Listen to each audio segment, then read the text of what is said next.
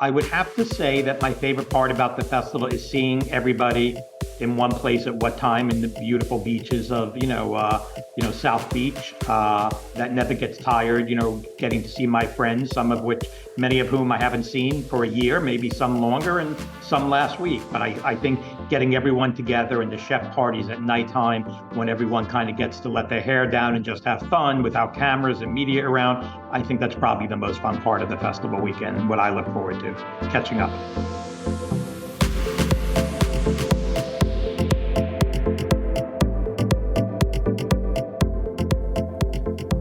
Welcome to the Miami Guide podcast, your go-to source for all things Miami. I'm your host, Mike, and I'm thrilled to be here with you today for another exciting episode.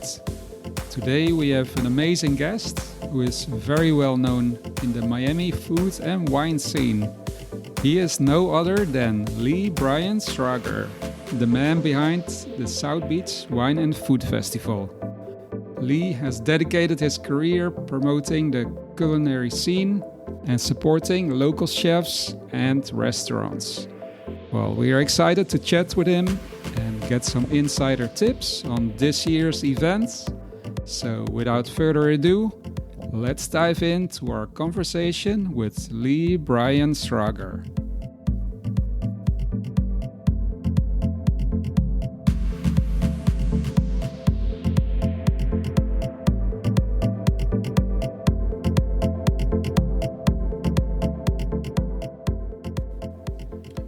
Hi Lee, welcome to the Miami Guide podcast. Thank you so much for your time, and it's an honor to have you on the show.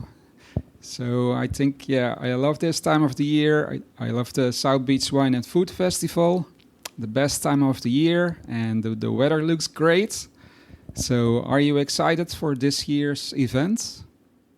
I will be.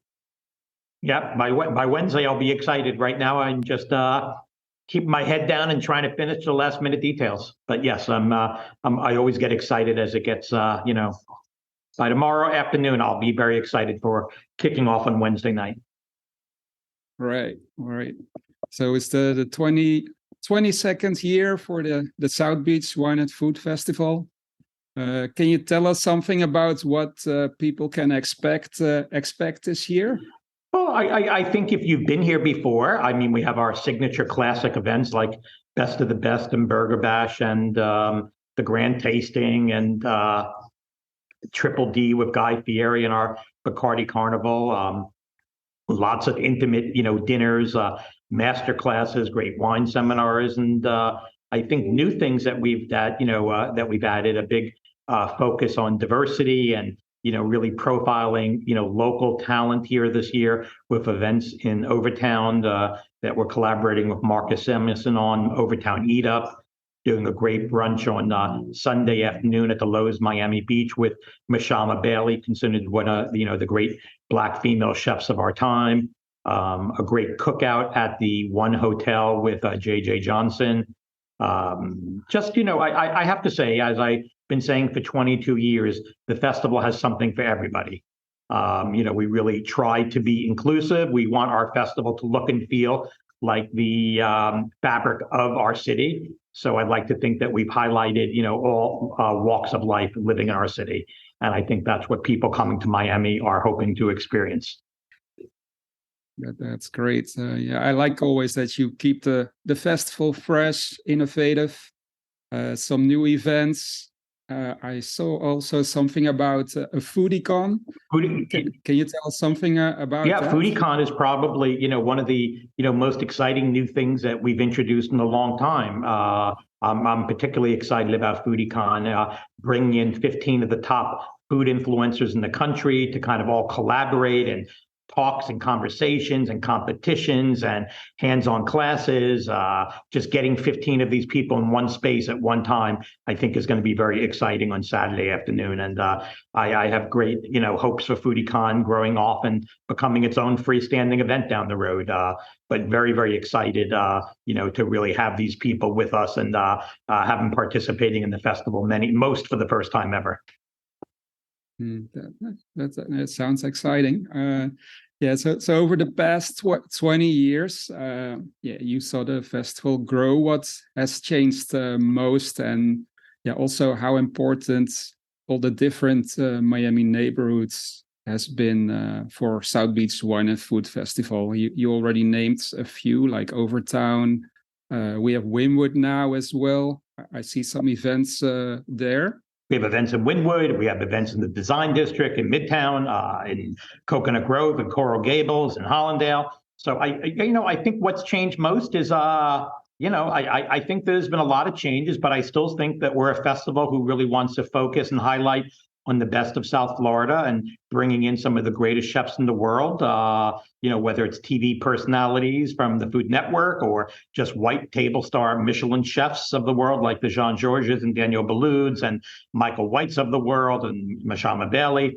I think what's changed probably is our consumer. They're a much more educated consumer today than they were 22 years ago. And I think that's what's different. I think that they expect more. I think they hold us to higher standards than they ever did. And they want to keep it fresh and exciting. And I think that's probably what's different today. We have a consumer who's more knowledgeable, more educated, and has greater expectations. Yeah, and especially the South Beach Wine and Food Festival gets shared on social media, the news. Sure. So, yeah. What's your favorite part about the festival and why? I would have to say that my favorite part about the festival is seeing everybody in one place at what time in the beautiful beaches of South Beach. That never gets tired. Getting to see my friends, many of whom I haven't seen for a year, maybe some longer and some last week. But I think getting everyone together and the chef parties at nighttime when everyone kind of gets to let their hair down and just have fun without cameras and media around, I think that's probably the most fun part of the festival weekend. What I look forward to, catching up. Yeah, can you tell us, what motivates you and inspires you to organize these events and to keep it going? I think just my own, I think that, when you create something, you just want to continually see it grow and be better and grow into something bigger and better. And I think that's what motivates me, continually trying to produce a great event that raises a lot of attention and money for the School of Hospitality at FIU and brings tens of thousands of people to South Florida starting this week. I think that's the biggest motivation, just, keeping it fresh and exciting is the motivation for me. And what's the most important thing that people should remember about the festival? That all of the funds raised over the past 22 years go to benefit the Chaplin School of Hospitality and Tourism Management at Florida International University. So not only does it, has created almost, $38 million for the school today, but it's offered unique hands-on experiences for the students that you can't get anywhere else. So that's what's, I think that's something, the most important thing. That's why we do this with the students and for the students. So I think that's something that's important to me that constantly, we need to remind people of why we do it. You also mentioned something about, that you really want to focus on diversity, also to get more women in the business as well. And you set up an academy. I read in the news. Could you share something about that? Well, we said it. We are funding a DEI a program at Chaplin School, not for women. It's for every walk of life. So it's women, it's LGBTQ, it's Black, it's Asian. It's I have to say it's our goal has always been to be diverse and inclusive. And I think now there's a lot more focus on, some of the things that we've been doing for many years, but many of the things that people are looking and expecting from a festival of this size, giving back, that we're inclusive. And that's always been important to me. That's nothing new. Long before it became, a buzzword, it's always been important. And it's a big commitment from the school, from the Chaplin School and from the owners of Southern, that we, that diversity and inclusiveness is, not something we do 4 days of the festival, but something we do year round. Yeah, and I think that also perfectly fits with Miami being one big melting pot of culture. Sure. Yeah, definitely. No question about that.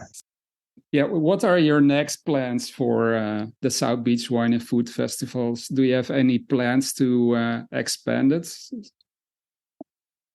No, I don't know. I think we've expanded as much as I want to expand it, so we can still keep it manageable and somewhat under control.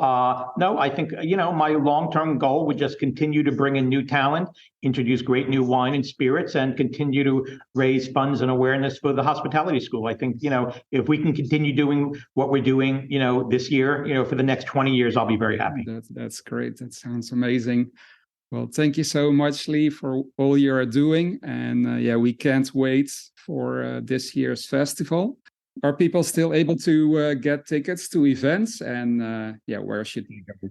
There is still tickets. Yeah, there are tickets available for our bigger, larger events. Grand Tasting is sold out on Saturday, but it's still available on Sunday. Dave Grutman Experience tickets are still available. I think that Guy Fieri's event is sold out, one of the big nighttime events, but still limited tickets left for Burger Bash and Taco and Carnival events. So scattered tickets, but if you're looking for to enjoy something this weekend, I think there are enough tickets left for you to experience, one of the great festivals in the country. All right. Well, we will definitely share with the audience to get tickets at the website of SoBe Wine and Food Fest. And I wish you good luck on this year's event, and I definitely will stop by and say hello. Please do. All right. Thank you. Good to see you. Thanks for your support. Thank you so much, Lee. My pleasure. Great day. Thank you. Likewise. Hey guys, I hope you enjoyed this episode of the Miami Guide podcast as much as we enjoyed creating it. Well, you can find more information about our guest in the show notes. And if you haven't subscribed to our show yet, please take out your phone right now and subscribe to the Miami Guide podcast so that you don't have to miss another show. All of our episodes are also on our website, themiamiguide.com. And I would love to hear your feedback about the episodes. I appreciate if you'd leave me a review on iTunes. Well, we have more episodes coming up. We're brewing with ideas, stories and content we can't wait to share with you. Well, once again, my name is Mike and I'm here to inspire you with amazing stories, capturing the vibes of Miami and help you discover the magic of this city. You can follow us online everywhere as The Miami Guide on Instagram, Facebook, and our website, themiamiguide.com. Thank you so much for listening and see you in the next episode.